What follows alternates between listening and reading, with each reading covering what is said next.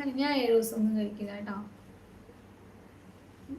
ചില ദിവസങ്ങളിലേ കഴിക്കാറുള്ളൂ. അതൊന്നും കഴിക്കാതെ പോയിട്ടുണ്ടെങ്കിൽ മാത്രം നല്ല വിശപ്പാണെങ്കിൽ അങ്ങനെ കഴിക്കാറുള്ളൂ. ഞാൻ പറയും ഈ കൊച്ചു കാരണമാണ് ജോലി നടക്കാത്തതെന്ന്. നന്നായി എല്ലാം എൻ്റെ മണ്ടയ്ക്ക് ഇട്ടോ കേട്ടോ. ഞാൻ എന്ത് ചെയ്തിട്ടാ? ചെയ്യുന്ന ജോലിയോട് ആത്മാർത്ഥത വേണം കേട്ടോ.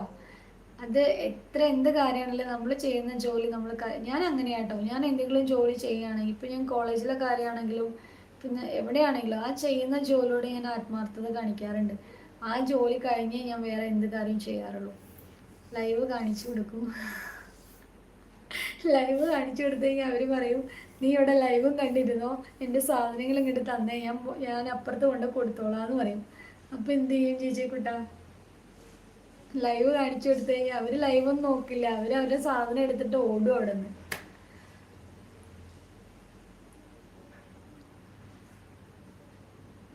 ആ വേണം, ആത്മാർത്ഥത കാണിക്കണം. പക്ഷെ നമ്മുടെ ജോലി അത് നമ്മുടെ വരുമാന മാർഗല്ലേ, അത് നമ്മൾ നഷ്ടപ്പെടുത്താൻ പറ്റുമോ?